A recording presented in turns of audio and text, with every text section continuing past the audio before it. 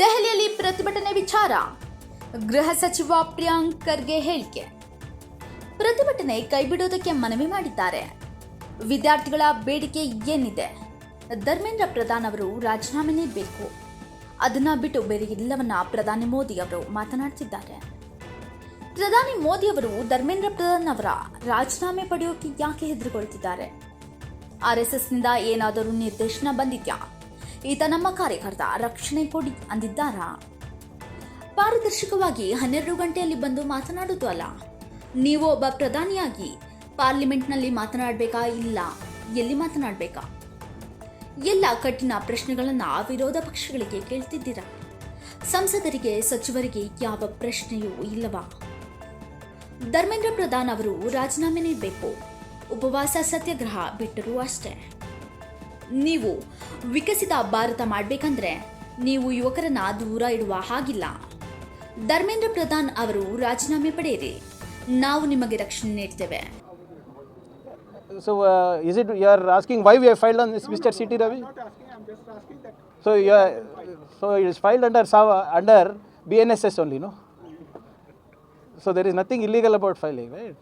जब हम कोई FIR दर्ज करते हैं, BNSS के जो कायदे हैं उसी के नीचे करना पड़ता है ना, तो उसी के नीचे हुआ है. उन बीजेपी लोगों को बोलिए कि कानून के दायरे में काम करें, कानून के दायरे में रख के बात करें. अगर उसका उल्लंघन होगा तो कानून जारी होगा. फिर रोते बैठेंगे प्रियांक खरगे ने, कांग्रेस पार्टी ने, DK शिव कुमार साहब ने हम पर केस डाला.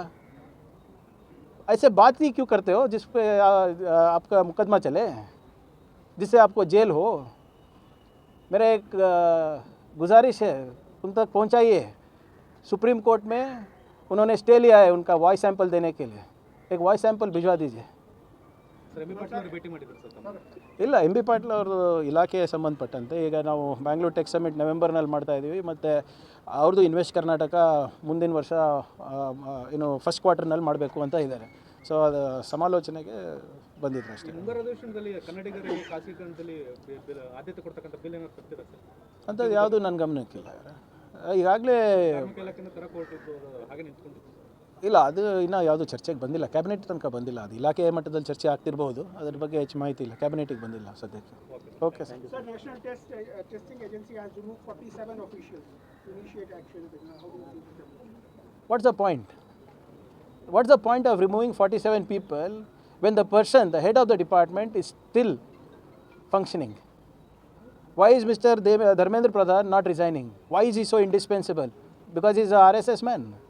As Mr. Mohan Bhagwat told Mr. Modi not to seek his resignation, why is Mr. Modi so afraid of Dharmendra Pradhan ji? Modi ji, डरो मत, रेजिग्नेशन लीजिए, हम आपके साथ हैं, पूरा युवा आपके साथ है, डरिए मत. धर्मेंद्र प्रधान जी का इस्तीफ़ा ले लीजिए, पूरे युवा आपको ब्लेसिंग्स देंगे, आशीर्वाद देंगे. ಈ ಅನ್ನಭಾಗ್ಯ ಅಕ್ಕಿ ಒಂದು ಸರ್ ಕಾಳಸಂತೆಯಲ್ಲಿ ಮಾರಾಟ ಆಗ್ತಾ ಇದೆ ಸರ್. ಅದಕ್ಕೆ ಒಂದು ಹೊಸ ನಿಯಮ ತರಬೇಕು. ಈಗ ಇದು ಹೆಚ್ಚಾಗಿ ನಮ್ಮ ಭಾಗದಲ್ಲಿ BJP ಕಾರ್ಯಕರ್ತರೇ ಮಾಡ್ತಾರೆ. ಅಲ್ಲಂತೂ ಅವ್ರಿಗೆ ಪುರಸ್ಕಾರ ಕೊಡ್ತಾರೆ. ಯಾರು ಅಕ್ಕಿ ಕಳ್ತನ ಮಾಡ್ತಾರೆ ಅಲ್ಲಿ ನಮ್ಮ ಕಡೆ BJP ಟಿಕೆಟ್ ಹಾಕ್ತಾರೆ. ನಮ್ಮ ಕ್ಷೇತ್ರ ಇರ್ಬೋದು, ಯಾದಗಿರಿ ಇರ್ಬೋದು, ಬೀದರ್ ಇರ್ಬೋದು, ಅಲ್ಲಿ ರೆಕಗ್ನಿಷನ್ ಆ್ಯಂಡ್ ರಿವಾರ್ಡಿಂಗ್ ಆಗ್ತದೆ ಅಲ್ಲಿ. ಸೊ ಅದಕ್ಕೆ ಕಠಿಣ ಒಂದು ಹೊಸ ಕಾಯ್ದೆ ತರಬೇಕಂತ ನಾನು ಮುನಿಯಪ್ಪ ಸಾಹೇಬ್ರಿಗೆ ಆಗಲೇ ಮನವಿ ಮಾಡ್ಕೊಂಡಿದ್ದೀನಿ.